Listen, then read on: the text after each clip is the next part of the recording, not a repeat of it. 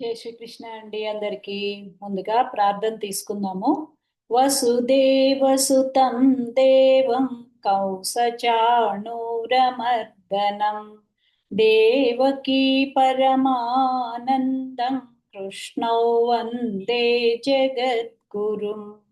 శ్రీకృష్ణౌ వందే జగద్గురుం. ఈరోజు మనము గీతా ఒలింపియాడ్ 2025లో భాగంగా 3వ అధ్యాయం అంటే కర్మయోగం గురించి శ్లోకాలు పాడుకుంటున్నామండి.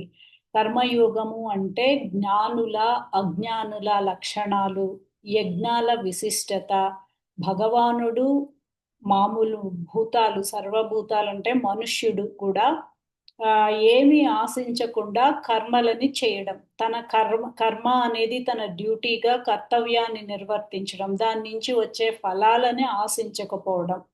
అలాగే కామరూప శత్రువులని అంటే మనలోనే కామం, క్రోధం, లోభం ఇలాగ అన్ని ఇంద్రియాలు మనకు ఉంటాయి, వాటన్నిటినీ జయించడం ఎలాగా అనేది ఈ అధ్యాయంలో మనకి శ్లోకాల రూపంలో శ్రీ భగవానుడు వివరించారండి.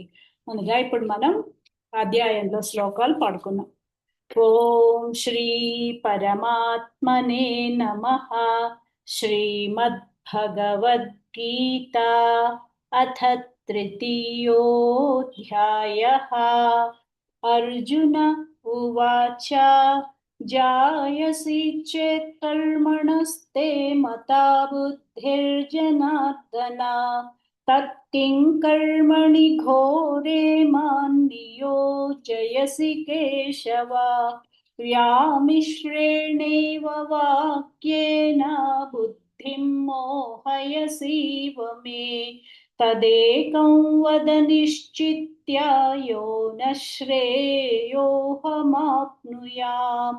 శ్రీ భగవానువాచ లోకేస్మిన్ ద్వివిధా నిష్టా పురా ప్రోక్తా మయా నఘ. జ్ఞానయోగేన సాంఖ్యానాం కర్మయోగేన యోగినాం. న కర్మణామనారంభాన్ నైష్కర్మ్యం పురుషోష్నుతే. న చ సన్యసనాదేవా సిద్ధిం సమధిగచ్చతి. న హి కశ్చిత్ క్షణమపి జాతు తిష్టత్య కర్మకృత్. కార్యతే హ్యవశః కర్మ సర్వః ప్రకృతిజైర్గుణైః. కర్మేంద్రియాణి సంయమ్య య ఆస్తే మనసా స్మరన్. ఇంద్రియార్థాన్ విమూఢాత్మా మిథ్యాచారః స ఉచ్యతే. యస్త్వింద్రియాణి మనసా నియమ్యారభతేర్జున. కర్మేంద్రియైః కర్మయోగం అసక్తః స విశిష్యతే. నియతం కురు కర్మ త్వం కర్మజ్యాయో హ్యకర్మణః. శరీరయాత్రాపి చ తే న ప్రసిద్ధ్యేద కర్మణః. యజ్ఞార్థాత్ కర్మణోऽన్యత్ర లోకోऽయం కర్మ బంధనః. తదర్థం కర్మ కౌంతేయ ముక్తసంగః సమాచర. సహ యజ్ఞః ప్రజా సృష్ట్వా పురోవాచ ప్రజాపతిః. అనేన ప్రసవిష్యద్వం ఏషవోస్త్విష్టకామధుక్. దేవాన్ భావయితానేన తే దేవా భావయంతు వః. పరస్పరం భావయంతః శ్రేయః పరమవాప్స్యథ. ఇష్టాన్ భోగాన్ హి వో దేవా దాస్యంతే యజ్ఞభావితాః. తైర్దత్తాన ప్రదాయేభ్యో యో భుంక్తేస్తేన ఏవ సః. యజ్ఞశిష్టాశినః సంతో ముచ్యంతే సర్వకిల్బిషైః. భుञ्जते ते त्वगं पापा ये पचन्त्यात्मकारणात्. अन्नाद्भवन्ति भूतानि पर्जन्यादन्नसम्भवः यज्ञाद्भवति पर्जन्यो यज्ञः कर्मसमुद्भवः कर्म ब्रह्मोद्भवौ विद्धि ब्रह्माक्षरसमुद्भवम् तस्मात् सर्वगतं ब्रह्म नित्ये यज्ञे प्रतिष्ठितम् एवं प्रवर्तितं चक्रन्नानुवर्तयति हयः अघायुरिन्द्रिया रामो मोघं पार्थ स जीवति यस्त्वात्मरतिरेव स्यात् आत्मतृप्तश्च मानवः आत्मन्येव च सन्तुष्टस्तस्य कार्यं न विद्यते नैव तस्य कृतेनार्थो न कृतेनेह कश्चन न चास्य सर्वभूतेषु कश्चिदर्थव्यपाश्रयः तस्मादस्तकं सततं कार्यं कर्म समाचर असक्तो ह्याचरन् कर्म परमाप्नोति पूरुषः कर्मणैव हि संसिद्धिम् आस्थिता जनकादयः लोकसङ्ग्राहमेवापि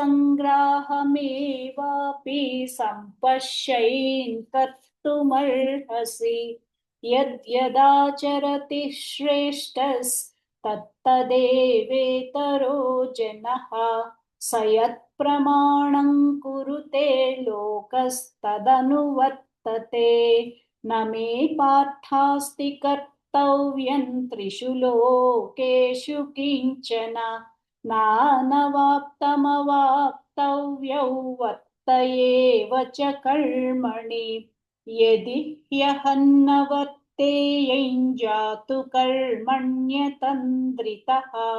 मम वर्त्मानुवर्तन्ते मनुष्याः पार्थ सर्वशः उत्सीदेयुर्मे लोका न कुर्यां कर्म चेदहम् शङ्करस्य च कर्ता स्याम् उपहन्यामि मा प्रजाः सक्ताः कर्मण्य विद्वांसो यथा कुर्वन्ति भारत कुर्याद्विद्वांस्तथा सक्तश्चिकीर्षुर्लोकसङ्ग्रहम् न बुद्धिभेदं जनयेत् अज्ञानां कर्मसङ्गिनां जोषयेत् सर्वकर्माणि विद्वान् युक्तः समाचरन् प्रकृतेः क्रियमाणानि गुणैः कर्माणि सर्वशः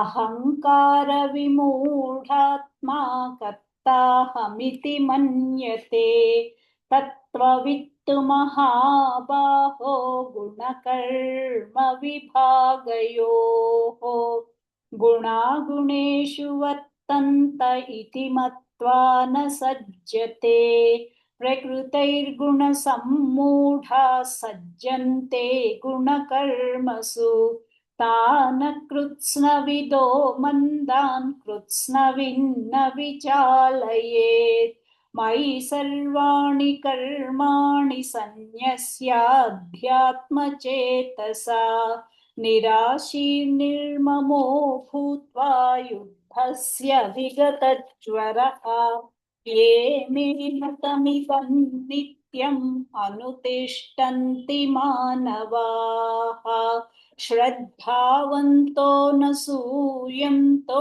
मुच्यन्ते तेऽपि कर्मभिः ये त्वेतदभ्यसूयन्तो नानुतिष्ठन्ति मे मतम् सर्वज्ञानविमूढांस्तान् विद्धि नष्टान चेतसः सदृशं चेष्टते स्वस्याः प्रकृतेर्ज्ञानवानपि प्रकृतिं यान्ति भूतानि निग्रहं किं करिष्यति इन्द्रियस्येन्द्रियस्यार्थे रागद्वेषौ व्यवस्थितौ तयोर्न वशमागच्छेत्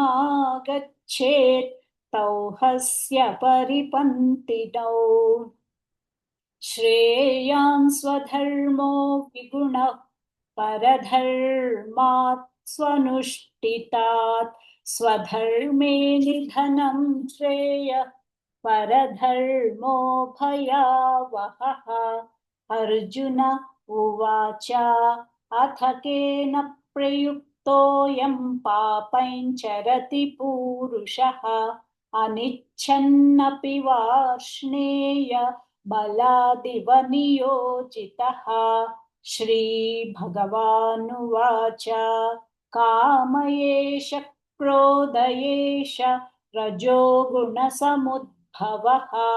महाशनो महापाप्मा विद्येनमिह वैरिणम् धूमेनाव्रियते वह्निर्यथादर्शो मलेन च यथोल्बेनावृतो गर्भस्तथा तेनेदमावृतम् आवृतैज्ञानमेतेन ज्ञानिनो नित्यवैरिणा कामरूपेण कौन्तेय दुष्पूरेण नलेन च इन्द्रियाणि मनो बुद्धिरस्याधिष्ठानमुच्यते एतैर्विमोहयत्येष ज्ञानमावृत्य देहिनम् तस्मात् त्वमिन्द्रियाण्यादौ नियम्य भरतर्षभ पाप्मानं प्रजहिह्येनैर्ज्ञानविज्ञाननाशनम् इन्द्रियाणि पराण्याहुरिन्द्रियभ्यः परं मनः मनसस्तु परा बुद्धिर्यो बुद्धे परतस्तु सः एवं बुद्धे परां बुद्ध्वा संस्तभ्यात्मानमात्मना जहिष्यतृं महाबाहो कामरूपं दुरासदन् ॐ तत्सदिति श्रीमद्भगवद्गीतासु उपनिषत्सु ब्रह्मविद्यायां योगशास्त्रे श्रीकृष्णार्जुनसंवादे कर्मयोगो नाम तृतीयोऽध्यायः। ॐ श्रीकृष्णार्पणमस्तु। हरये नमः। हरये नमः। हरये नमः।